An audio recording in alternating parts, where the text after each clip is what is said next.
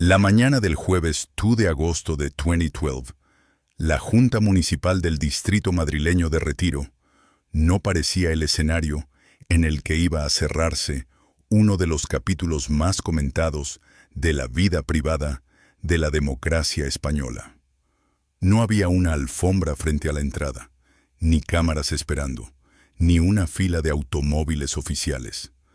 Dentro del edificio, lejos de los salones de la Moncloa, donde durante casi 14 años se habían organizado recepciones de Estado, Felipe González y Mar García Vaquero estaban a punto de casarse ante un círculo reducido de familiares. La ceremonia fue civil, íntima y deliberadamente discreta. El hombre que había dirigido 4 gobiernos y cuya imagen había aparecido durante décadas en las portadas de todos los periódicos, conseguía algo que parecía imposible: llegar a su propia boda sin que el país supiera con certeza que iba a celebrarse. Había, sin embargo, un detalle que convertía aquella discreción en algo más inquietante. Solo una semana antes, varios medios habían anunciado que la boda ya se había producido. González lo negó. Dijo que no se había casado y añadió que cuando lo hiciera no lo ocultaría. Técnicamente era verdad. La ceremonia de la que se hablaba todavía no había tenido lugar. Pero 7 días después, sin convocatoria pública y sin permitir que la prensa presenciara el enlace, se casó en Retiro y confirmó la noticia cuando todo había terminado. ¿Había desmentido únicamente una información equivocada? ¿O aquella respuesta había sido la última maniobra de un político acostumbrado a controlar el momento exacto en que una noticia dejaba de ser un rumor y se convertía en un hecho? Sobre una mesa quedó el documento que certificaba el matrimonio: una firma, 2 nombres y una fecha. Parece un objeto administrativo sin importancia. Recuerda ese papel porque resume toda la historia. Una vida privada reducida a una declaración precisa, cuidadosamente pronunciada cuando ya no quedaba nada que impedir. La boda no fue clandestina en el sentido estricto. No necesitaba serlo. Su verdadero secreto no estaba en el acto, sino en el camino que había conducido hasta él.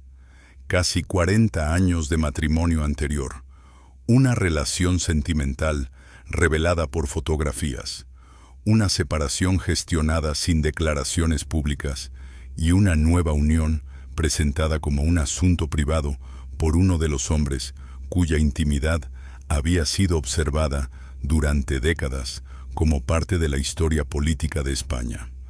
La versión conocida parece sencilla. Felipe González, expresidente del gobierno y figura central del socialismo español, se enamoró de Mar García Vaquero después de que su largo matrimonio con Carmen Romero hubiera llegado a su final. La nueva pareja fue descubierta por la prensa a finales de 2008. González y Romero se divorciaron. Casi 4 años después, él volvió a casarse. Contada así, la historia podría parecer la secuencia ordinaria de una ruptura tardía y una segunda oportunidad sentimental. Pero esa explicación deja fuera la parte más importante. Durante décadas, el matrimonio de Felipe González y Carmen Romero no fue únicamente una relación familiar. También fue una pieza de la imagen con la que el socialismo español presentó su llegada al poder. En las fotografías de los años 80, aparecían como una pareja que encarnaba una España nueva. Él era el abogado laboralista convertido en líder nacional, el político joven que prometía modernización, Europa y democracia estable.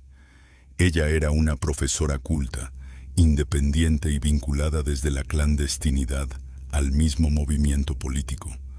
No respondía al modelo tradicional de esposa presidencial, pero precisamente por eso resultaba útil para una generación que deseaba romper con el pasado. Carmen Romero podía entrar en un acto oficial, acompañar al presidente y al mismo tiempo insistir en que poseía una vida profesional y política propia. No era una primera dama decorativa. Era una socialista con biografía, criterio y carrera. La boda celebrada en Retiro en 2012 obligaba a volver a mirar aquellas imágenes. No porque demostrara que los años anteriores hubieran sido falsos, sino porque revelaba algo más complejo. Las fotografías oficiales podían ser auténticas y al mismo tiempo incompletas. Una pareja puede compartir proyectos, hijos, luchas políticas y una residencia presidencial, y aún así terminar viviendo una realidad que el público tarda años en conocer. La pregunta no es si Felipe y Carmen se quisieron alguna vez. Hay suficientes décadas de vida común para evitar una respuesta simplista. La verdadera pregunta es cuándo dejó de coincidir su matrimonio privado con el matrimonio que España continuaba recordando. Para comprenderlo hay que regresar a Sevilla, mucho antes de la Moncloa, de los mítines multitudinarios y de las cumbres europeas. Felipe González Márquez había nacido en 1942, en el seno de una familia trabajadora. Su padre se dedicaba a la ganadería y al comercio relacionado con la leche. Aquella procedencia no lo condenaba a la pobreza, pero tampoco le entregaba una posición dentro de las élites tradicionales. En la España franquista, el apellido, las conexiones familiares y la cercanía al régimen podían decidir el horizonte de una persona antes de que comenzara su vida adulta. González tuvo que construir el suyo mediante los estudios, la disciplina y una capacidad extraordinaria para comprender a los demás. Estudió Derecho y empezó a relacionarse con ambientes católicos obreros y grupos de oposición. Aprendió pronto una habilidad que más tarde definiría su carrera. Hablar de forma diferente ante públicos distintos, sin perder el control del mensaje central. Podía mostrarse cercano a los trabajadores, razonable ante los empresarios y pragmático frente a dirigentes extranjeros. No era únicamente carisma, era observación. Para ascender en una organización clandestina, había que saber quién podía hablar, quién debía callar y qué información podía poner en peligro a todos. Carmen Romero había nacido en Sevilla en 1946. Procedía de una familia vinculada al ámbito militar. Su padre fue médico del Ejército del Aire.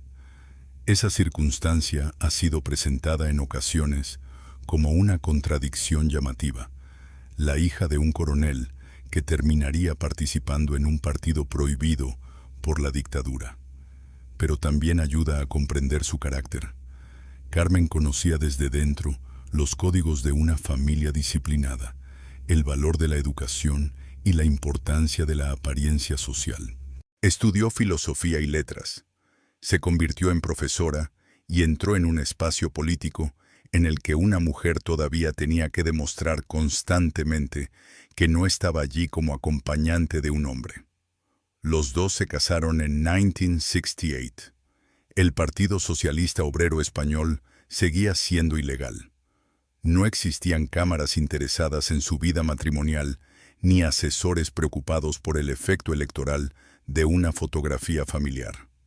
Aquel vínculo se formó antes de la fama y antes del poder, cuando militar contra la dictadura podía traer vigilancia, detenciones y consecuencias profesionales.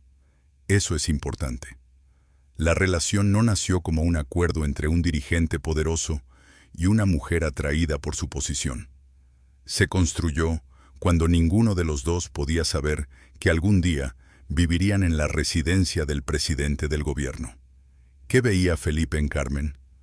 Probablemente una compañera capaz de comprender el riesgo político sin exigirle que lo tradujera constantemente al lenguaje doméstico. Ella pertenecía a la misma cultura intelectual y compartía la oposición al franquismo. No necesitaba que le explicaran por qué ciertas reuniones debían celebrarse con discreción ¿O por qué algunos nombres no podían mencionarse por teléfono? ¿Qué veía Carmen en Felipe? A un hombre de origen modesto, ambicioso y persuasivo, que parecía avanzar con una certeza poco común. Pero también veía un proyecto colectivo. En aquellos años, casarse y militar podían formar parte de la misma apuesta por una vida distinta. Tuvieron 3 hijos. Mientras la carrera de González crecía dentro del socialismo clandestino, Carmen continuó vinculada a la enseñanza y al sindicalismo. El equilibrio nunca fue perfecto. La política ilegal exigía ausencias, viajes y silencios. Más tarde, la política democrática exigiría todavía más. Sin embargo, la familia ofrecía a Felipe algo que ningún discurso podía proporcionarle: una base de normalidad. Un dirigente que aspiraba a representar a millones de españoles aparecía como marido y padre, no como un aventurero consumido únicamente por el poder. Carmen, por su parte, no obtenía solo un lugar junto al líder. También formaba parte de la construcción de una organización que esperaba transformar el país. Todavía no podían saberlo, pero acababan de establecer el patrón que definiría las siguientes décadas. La vida privada protegería a la política, y la política alteraría constantemente la vida privada. En 1974, durante el Congreso Socialista celebrado en Suresnes, González emergió como primer secretario del partido. El joven sevillano, conocido en la clandestinidad por el nombre de Isidoro, se convirtió en la cara de una nueva dirección. La muerte de Franco al año siguiente abrió un proceso en el que cada gesto tenía consecuencias. El PSOE necesitaba presentarse como una fuerza capaz de gobernar, no como una reliquia del exilio, ni como una amenaza revolucionaria. González moderó el lenguaje, renovó la organización y terminó defendiendo el abandono del marxismo como definición ideológica del partido. Mientras él ocupaba el centro del escenario, Carmen aparecía de manera mucho más contenida. Su presencia cumplía una función delicada. Confirmaba que el líder socialista tenía una familia estable, pero no proyectaba la imagen de una esposa subordinada. Era profesora, sindicalista y militante. En una sociedad que acababa de salir de una dictadura profundamente conservadora, esa combinación resultaba poderosa. La pareja podía ser leída de 2 maneras al mismo tiempo: como una familia reconocible para los votantes tradicionales y como una unión moderna para quienes reclamaban igualdad y autonomía femenina. La victoria socialista de octubre de 1982 cambió la escala de todo. Felipe González llegó a la presidencia con una mayoría absoluta histórica. España esperaba reformas, crecimiento, integración europea y una ruptura definitiva con las inseguridades de la transición. Carmen Romero llegó a la Moncloa, pero se resistió a convertirse en una figura ornamental. Continuó vinculada a la enseñanza y a las organizaciones socialistas. Más tarde, desarrollaría su propia carrera parlamentaria. Fue diputada por Cádiz durante 4 legislaturas, entre 1989 y 2004. Su ficha oficial en el Congreso la identifica como licenciada, profesora y madre de 3 hijos. Pero detrás de esa descripción administrativa existía una decisión política: no permitir que toda su identidad quedara absorbida por el cargo de su marido. Aquí aparece una primera fractura en la imagen fácil de la pareja.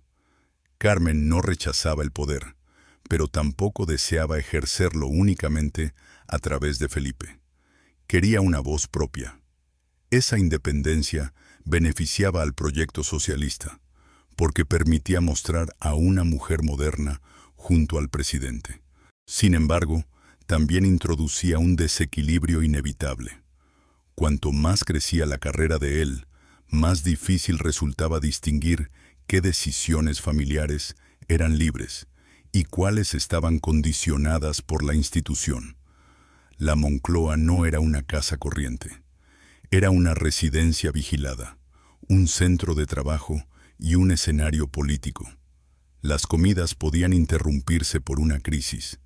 Los desplazamientos se organizaban con medidas de seguridad. Los visitantes quedaban registrados. Los fines de semana podían transformarse en reuniones. En ese entorno, la intimidad no desaparecía, pero quedaba rodeada de empleados, escoltas, asesores y protocolos. Una discusión matrimonial podía ocurrir a pocos metros de una oficina en la que se preparaba un consejo de ministros. Una ausencia privada podía justificarse como obligación política. Una distancia emocional podía confundirse con agotamiento institucional. Durante 13 años y medio, González fue presidente. En ese periodo, España ingresó en las Comunidades Europeas.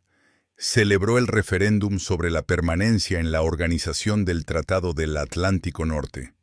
Organizó los Juegos Olímpicos de Barcelona y la Exposición Universal de Sevilla. Y experimentó una profunda transformación económica y social. También atravesó reconversiones industriales, huelgas generales, escándalos de corrupción y el deterioro progresivo del gobierno socialista. La pareja presidencial estaba expuesta a una presión que no se limitaba a los titulares. Cada crisis política entraba en la casa. La imagen pública se fabricaba con elementos concretos. Fotografías en recepciones oficiales, apariciones en campañas electorales, viajes en los que Carmen acompañaba al presidente y otros en los que permanecía deliberadamente al margen. Gestos medidos frente a los fotógrafos, vestidos elegidos para no eclipsar el mensaje político, declaraciones escasas sobre la vida familiar. La ausencia de exhibición sentimental era presentada como sobriedad. Esa reserva también tenía otra ventaja. Cuanto menos se explicaba el matrimonio, menos material existía para medir su temperatura real. No hay pruebas de que un equipo se reuniera para inventar una pareja ficticia. La construcción fue más sutil. El aparato político seleccionaba las imágenes útiles, la prensa respetaba ciertos límites y los protagonistas evitaban ofrecer detalles. Era una época anterior a los teléfonos con cámara y a las redes sociales. Los dirigentes podían pasar horas en espacios privados sin que apareciera inmediatamente una fotografía. Los periodistas conocían rumores que no siempre publicaban. El pacto no necesitaba formularse en una habitación cerrada. Se sostenía mediante costumbres. La familia del presidente pertenecía al interés público, pero no todo lo que ocurría dentro de ella debía convertirse en noticia. Ese sistema protegía a Carmen tanto como a Felipe. Ella podía mantener su espacio político sin responder cada semana a preguntas sobre su matrimonio. Él podía preservar la imagen de estabilidad necesaria para un dirigente que pedía confianza al país. Los hijos quedaban relativamente apartados de la exposición. Todos obtenían algo del silencio. Y precisamente por eso, el silencio podía sobrevivir incluso cuando la relación comenzara a cambiar. No conocemos el momento exacto en que el matrimonio dejó de funcionar como antes. Las relaciones de 4 décadas rara vez se rompen en una sola noche. Se erosionan mediante ausencias, conversaciones aplazadas, prioridades incompatibles y versiones diferentes de una misma vida. En el caso de una pareja asociada al poder, además, existe un incentivo añadido para posponer cualquier ruptura formal. Separarse no afecta únicamente a 2 personas. Obliga a reorganizar casas, amistades, lealtades familiares y relatos públicos. Carmen Romero desarrolló una trayectoria que la alejaba del papel de esposa silenciosa. Entró en el Congreso en 1989, cuando su marido llevaba 7 años en la presidencia. Durante las legislaturas siguientes, trabajó en asuntos educativos, sociales y relacionados con las drogas. Su actividad parlamentaria demuestra que la aparente unidad matrimonial no equivalía a una vida política compartida sin fronteras. Ella no era simplemente una extensión del presidente. Tenía responsabilidades, posiciones y una red propia. Esta independencia cambia la interpretación posterior. Cuando el matrimonio terminó, Carmen no quedó expulsada de la vida pública como una figura abandonada sin recursos. Había construido una identidad institucional. Después del divorcio, sería elegida diputada al Parlamento Europeo y trabajaría, entre otros ámbitos, en libertades civiles y relaciones con los países del Magreb y del Mediterráneo. Su carrera europea se extendió de 2009 a 2014. Es decir, el final de su matrimonio no marcó el final de su actividad política. En cierto modo, ocurrió lo contrario. Mientras Felipe comenzaba una nueva vida sentimental, ella ocupaba un nuevo espacio público con su propio nombre. Ahora compara esta realidad con la versión más cómoda. La historia no es únicamente la de un expresidente que dejó a su esposa por otra mujer. También es la de una pareja que llevaba años existiendo en planos separados. Él como símbolo nacional, ella como dirigente con carrera propia, ambos unidos por hijos, recuerdos y una biografía política imposible de dividir limpiamente. La ruptura podía ser sentimental, pero el pasado común seguiría perteneciendo a los dos. Mar García Vaquero apareció públicamente en esa historia a finales de 2008. Era aproximadamente 20 años menor que González y trabajaba en el ámbito de la banca privada. También había estado casada y tenía 2 hijas. Las informaciones publicadas señalaron que ambos se habían conocido a través de Luis García Cereceda, empresario y amigo del expresidente.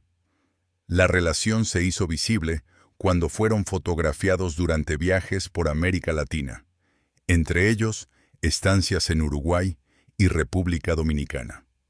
Las imágenes no mostraban una conversación ambigua en un acto profesional. Presentaban una cercanía que obligaba a formular una pregunta que hasta entonces había permanecido fuera de las portadas. ¿Qué estaba ocurriendo realmente en el matrimonio de Felipe González? El impacto no procedía únicamente de la identidad de la nueva pareja. González todavía estaba asociado en la memoria colectiva a Carmen Romero. Habían sido uno de los matrimonios políticos más reconocibles de la España democrática. Habían atravesado la clandestinidad, la transición, la victoria de 1982, la Moncloa y la derrota electoral de 1996. Incluso quienes no conocían nada sobre su intimidad los percibían como una unidad histórica. Las fotografías de Mar no revelaban solo un romance. Rompían la continuidad visual de toda una época. Según las informaciones publicadas entonces, la ruptura y el divorcio se hicieron públicos en noviembre de 2008.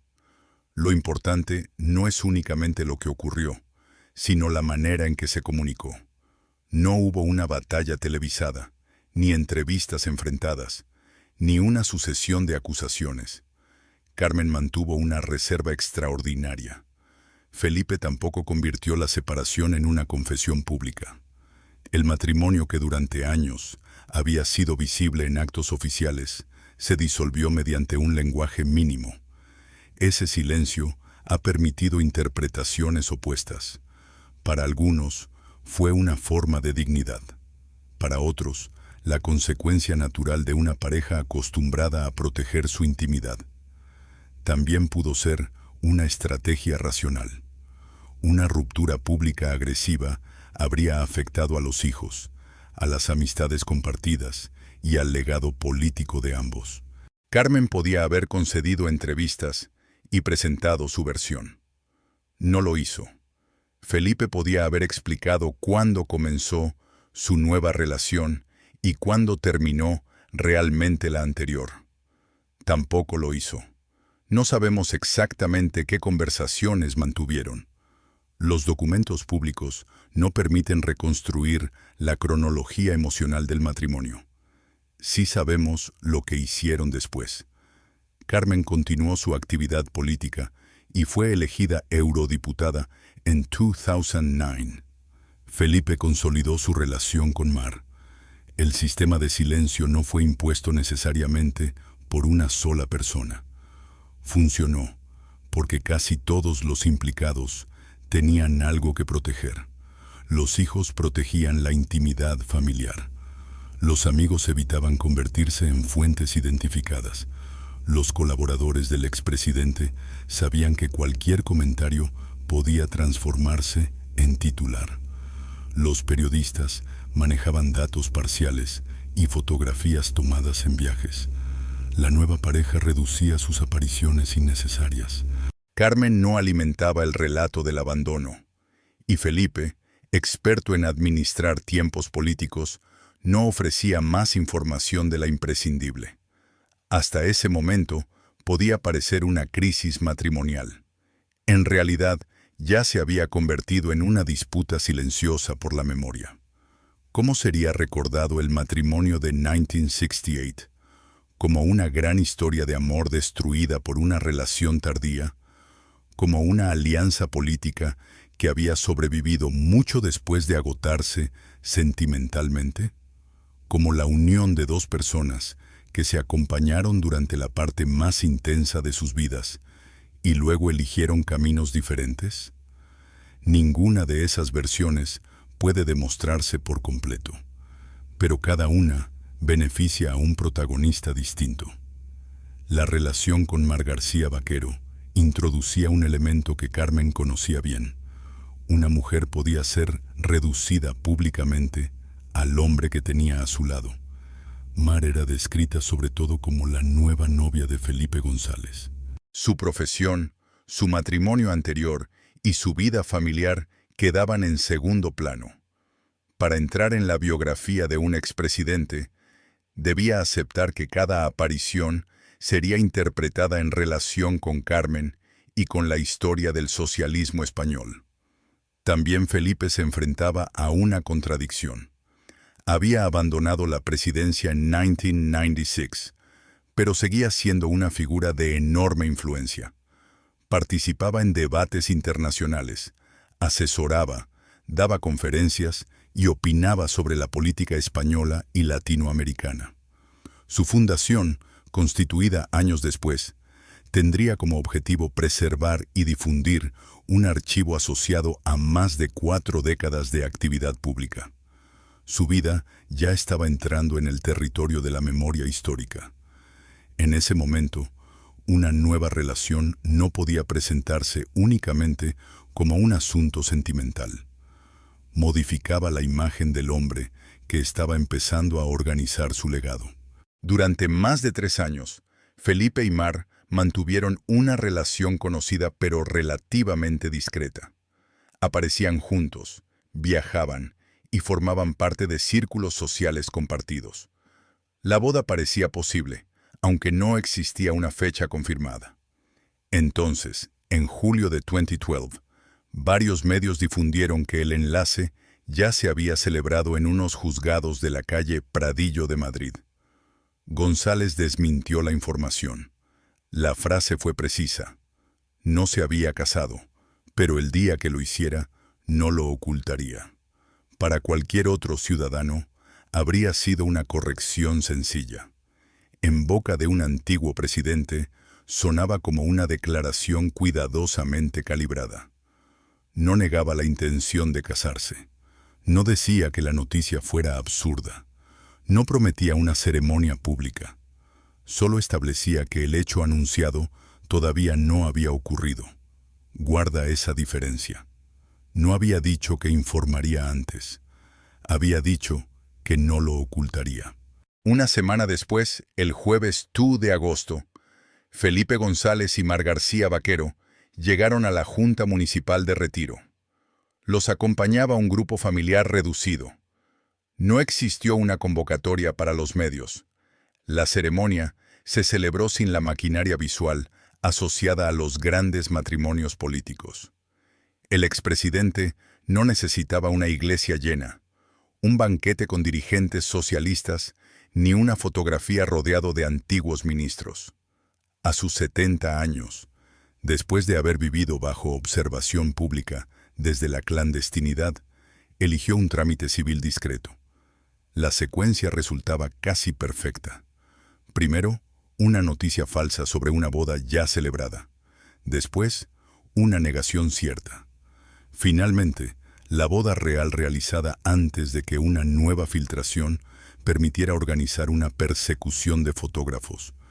Cuando terminó, González confirmó el enlace. Había cumplido literalmente su promesa. No lo ocultó, pero tampoco permitió que el público controlara la escena.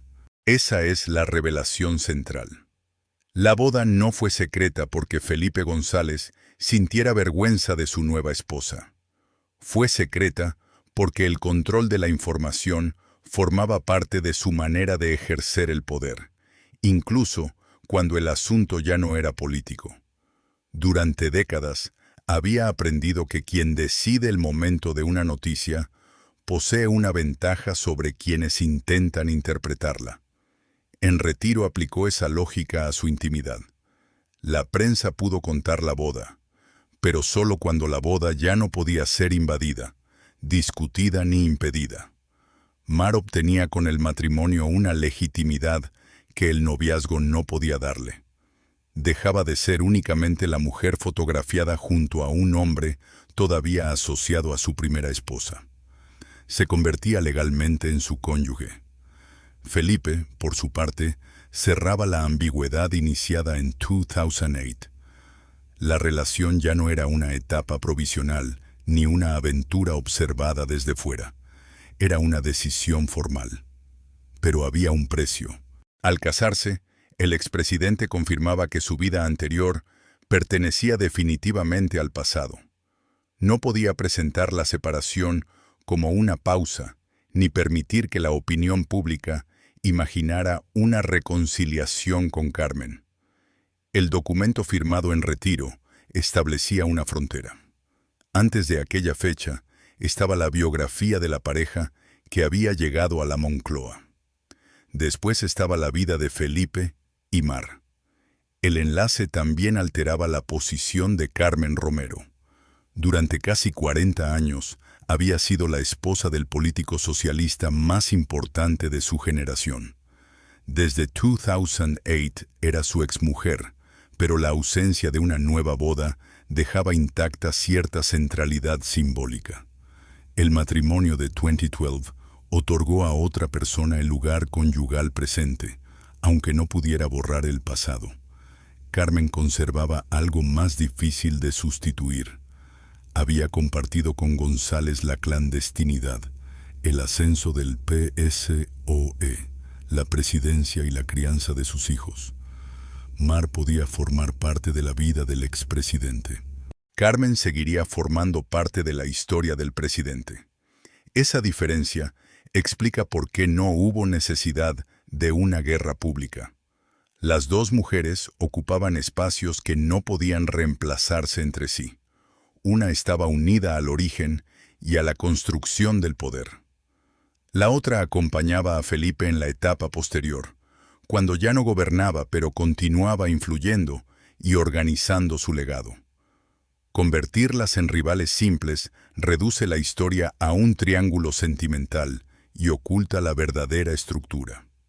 Cada una representaba una fase distinta de la identidad de González.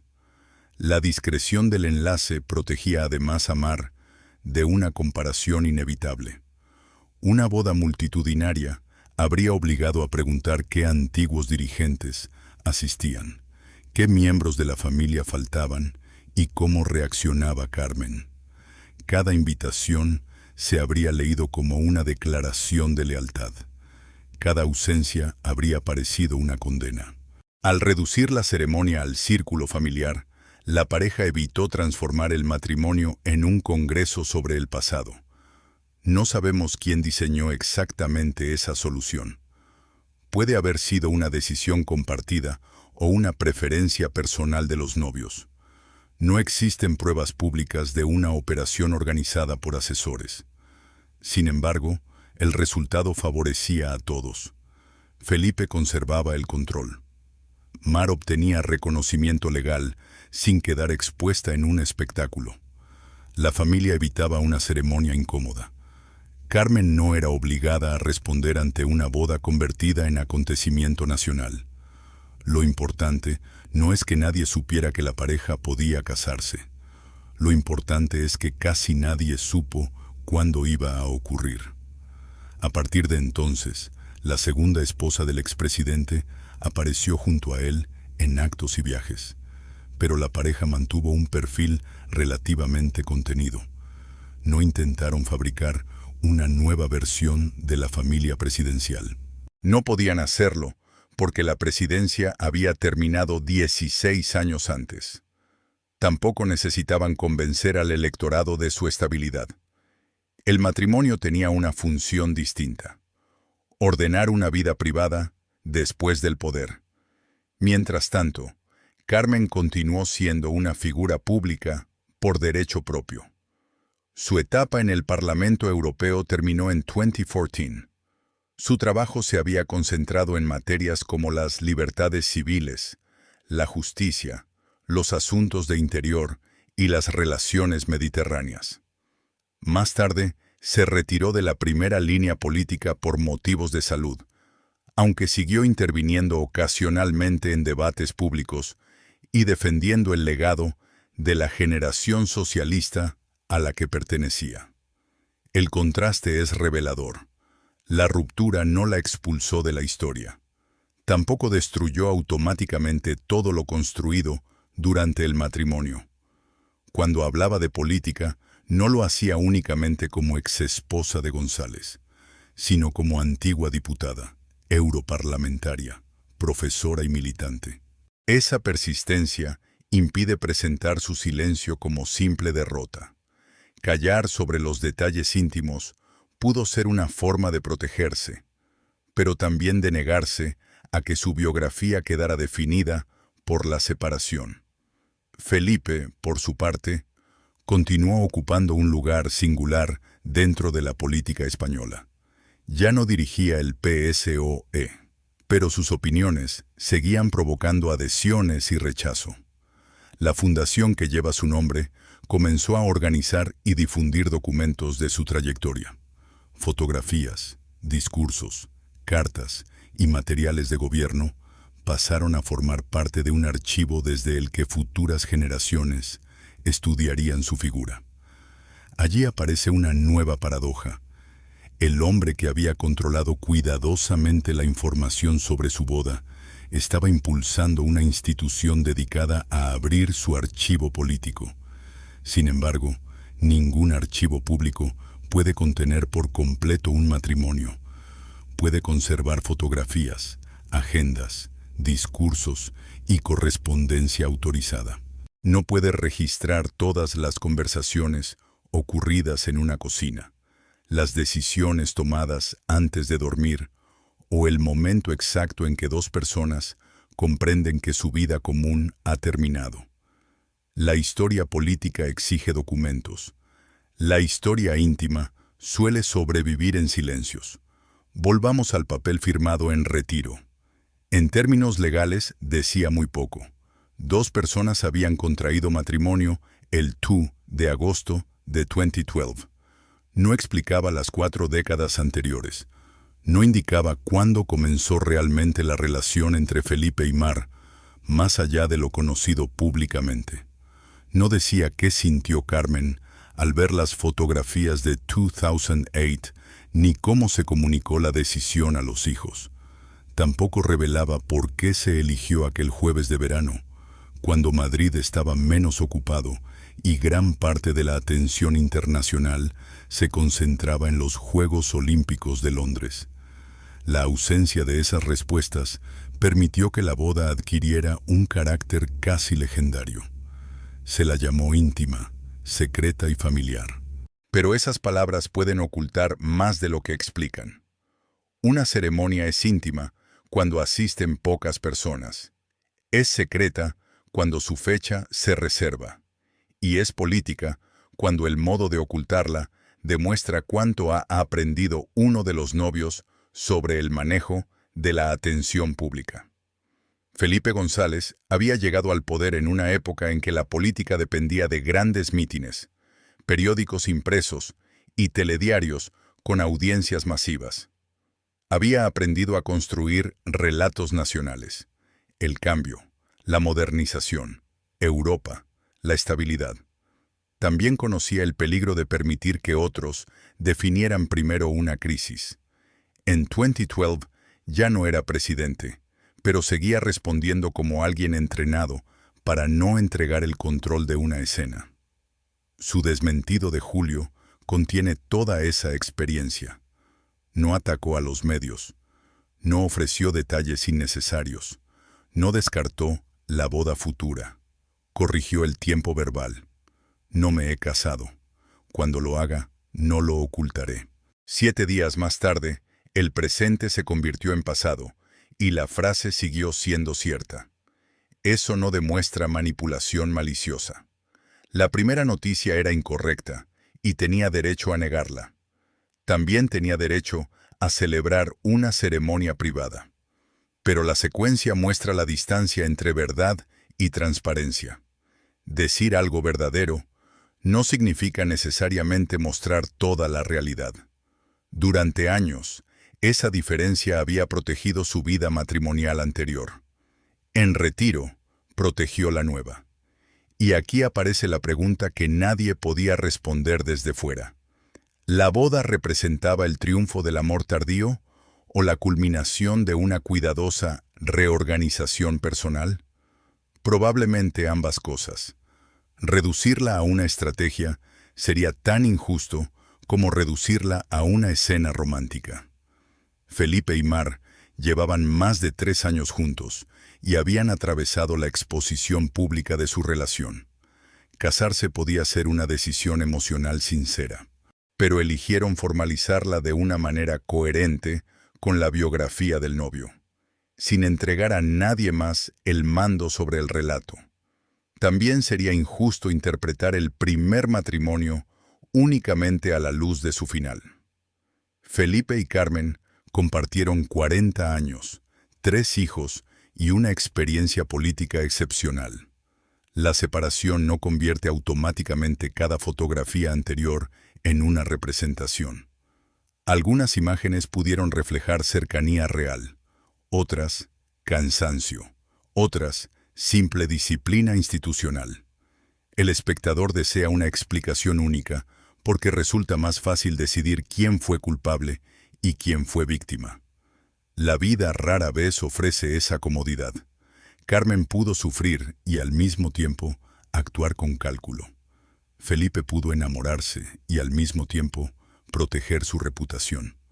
Mar pudo entrar en una relación auténtica y aceptar que su presencia reorganizaría una historia familiar ya construida.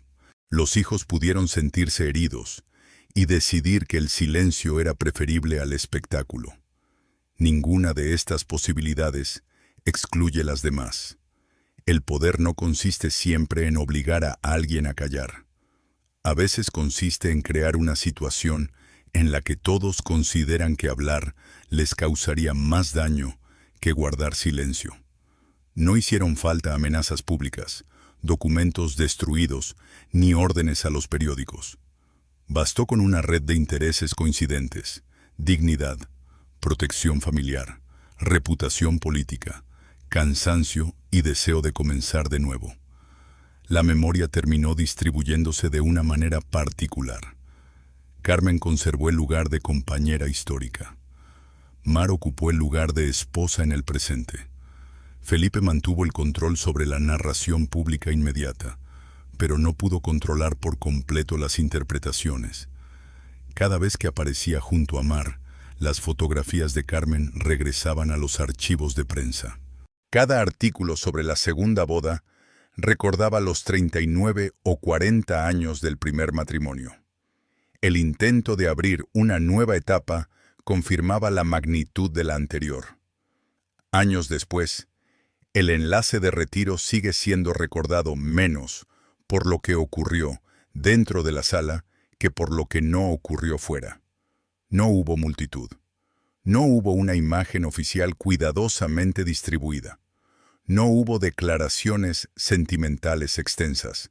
La ausencia se convirtió en la imagen principal. Una puerta municipal, unos familiares, una confirmación posterior. Observa de nuevo esa puerta. Por ella no entraba el presidente que había ganado las elecciones de 1982. Entraba un hombre de 70 años que conocía el precio de vivir bajo la mirada pública. Tampoco entraba únicamente la mujer que la prensa había presentado como su nueva pareja. Entraba alguien que había aceptado casarse con una persona cuya biografía privada nunca podría separarse de la política. Dentro esperaba un documento, la misma clase de papel que cualquier pareja debe firmar para que el Estado reconozca su unión. En esa igualdad administrativa existía algo casi irónico. Durante décadas, González había firmado decisiones capaces de cambiar la vida de millones de personas. Aquella mañana, la firma modificaba jurídicamente solo la suya y la de Mar. Sin embargo, obligaba al país a reorganizar el recuerdo de una pareja que había simbolizado una época. Carmen no estaba allí, pero su ausencia formaba parte de la escena. También estaban ausentes la Moncloa, los ministros, los militantes y las multitudes de los antiguos mítines. La boda cerraba una puerta hacia todos ellos. No borraba el pasado, lo colocaba detrás. Felipe González había prometido que no ocultaría su boda, y no lo hizo. La confirmó cuando ya estaba celebrada, cuando las firmas estaban en el papel y cuando las cámaras solo podían llegar tarde. Esa fue la última contradicción. El acontecimiento se hizo público, pero el momento permaneció privado, porque el verdadero poder no siempre consiste en esconder la verdad.